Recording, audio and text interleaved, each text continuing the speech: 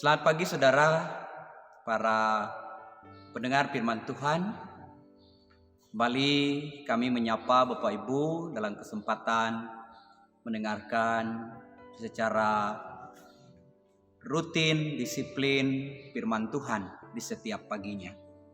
Untuk firman Tuhan pagi hari ini dari Ibrani pasal 11 ayatnya yang ke-17 sampai dengan 28. Bapak Ibu yang kekasih dalam Tuhan Yesus Kristus, tidaklah mudah untuk hidup dalam ketaatan. Kenapa? Karena banyak tantangan dan banyak hambatan ketika kita bertekad untuk melakukannya. Ambil contoh Bapak Ibu Saudara, simple sederhana saja. Untuk bangun pagi mendengarkan ragi setiap pagi tentu adalah tantangan bagi kita. Bisa saja kita terlambat bangun, bisa saja ada kesibukan, kegiatan yang mendesak dan buru-buru kita lakukan sehingga kita tidak sempat mendengarkan firman Tuhan. Dan tidak terkecuali Bapak Ibu, mungkin kami para pendeta saja tidak disiplin untuk membuat ragi. Ada kami kelupaan, ada kami tidak dapat jadwal ragi begitu karena kesibukan dan segala macamnya sehingga tugas kami terabaikan. Dan ini adalah gambaran-gambaran contoh tentang bagaimana tantangan dalam hal menjalani hidup di dalam ketaatan. Namun walaupun demikian Bapak Ibu Saudara, ya, kita mesti tetap berupaya untuk melakukannya. Ketaatan sangat dibutuhkan di dalam hidup kita. Dan kita pasti tahu bahwa ketaatan itu tidak datang begitu saja. Tidak mungkin kita bisa taat patuh itu datang begitu saja. Ujuk-ujuk kita melakukannya.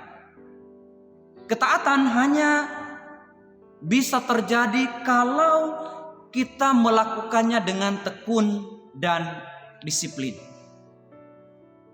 Ketaatan hanya bisa dilakukan dengan ketekunan.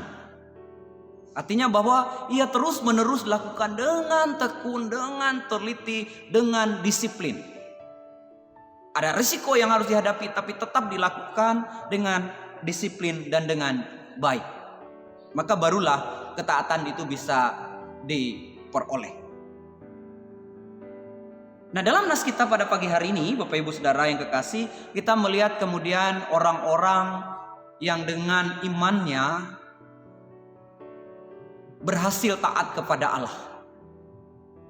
Kenapa itu terjadi? Karena dengan kekuatan yang didasari oleh iman, dengan kekuatan yang didasari oleh keyakinan iman, maka iman itu yang mendorong seseorang untuk tetap setia, untuk tetap dalam ketaatan. Hanya dengan iman mendasari seseorang untuk hidup di dalam ketaatan. Dan itu dilakukan bukan tanpa risiko. Ketika kedisiplinan dan ketaatan itu dilakukan, ketekunan itu dilakukan, ya sampai kepada hal-hal yang mustahil terjadi. Namun tetap harus dilakukan. Kita lihat dalam nas kita, ya. Dalam ayat 17 sampai dengan 28 ini kita melihat tokoh-tokoh Alkitab. Mulai Abraham, Bapak Ibu Saudara, ya. Dia punya satu anak tunggal pada saat itu yaitu Ishak, ya. Dan dari Ishak itu sudah diberikan janji bahwa dari keturunan Ishak inilah engkau akan memperoleh keturunan yang sangat banyak. Atau dari Ishak inilah umatmu itu akan menjadi besar. Tapi Allah memerintahkan dia untuk mengorbankannya pada saat itu. Apakah ia berpikir untuk kemudian menolaknya Bapak Ibu Saudara? Tidak, ia tidak berpikir. Karena ia percaya bahwa Allah berkuasa membangkitkan orang-orang sekalipun dari antara orang mati. Ini contoh pertama. Lalu kedua Ishak dalam ayat 20, karena iman maka Ishak sambil memandang jauh ke depan memberikan berkatnya kepada Yakub dan Esau. Lalu berikutnya dalam ayat 21, karena iman maka Yakub ketika hampir waktunya akan mati memberikan kedua anak memberkati kedua anak Yusuf lalu menyembah sambil bersandar pada tongkatnya. Lalu berikutnya ayat 22, karena iman maka Yusuf menjelang matinya memberitakan tentang keluarganya orang-orang Israel dan memberi pesan tentang tulang belulangnya. Lihat di sini, suatu hal yang mustahil. Yusuf, Bapak Ibu dan Saudara, belum tahu bahwa apakah nanti saudara-saudaranya itu akan datang bersama dengan dia di Mesir. Tapi ia meyakini bahwa pada suatu hari nanti saudara-saudaranya akan bersama-sama dengan dia. Maka dia berpesan tulang-tulangnya harus tetap dibawa kemanapun mereka pergi. Lalu kemudian Musa, Bapak Ibu dan Saudara, ya, dalam ayat kita 25 sampai ayat 28 menggambarkan bahwa Musa seorang yang taat kepada Allah. Mulai, ya, karena iman maka Musa setelah ia lahir disembunyikan selama 3 bulan oleh orang tuanya. Orang tuanya meyakini bahwa ini adalah rencana-rencana Allah dalam rangka penyelamatan. Maka mereka melihat bahwa anak itu elok rupanya. Lalu berikutnya, karena iman Musa setelah dewasa menolak disebut putri Firaun karena ia mau menderita sengsara bersama dengan umat Allah daripada menikmati kesenangan dunia yang pasti mendatangkan dosa. Lalu sampai ayat yang ke-27 dan 28 kita melihat, karena iman maka ia telah meninggalkan Mesir dengan tidak takut akan murka raja. Ia bertahan sama seperti ia melihat apa yang tidak kelihatan. Karena iman maka ia mengadakan Paskah dan pemercikan darah supaya pembinasaan anak-anak sulung jangan menyentuh mereka. Jadi di sini saudara, sekali lagi, ketaatan itu tidak datang begitu saja. Dia perlu ketekunan dan kedisiplinan. Dari tokoh-tokoh ini kita belajar. Nah, makanya dalam kehidupan ini, sidang jemaat, Bapak Ibu, saudara-saudara yang kekasih, iman adalah sumber ketaatan. Dan sangat dibutuhkan kesetiaan, kedisiplinan kita dalam rangka supaya iman kita semakin kuat, semakin bertumbuh.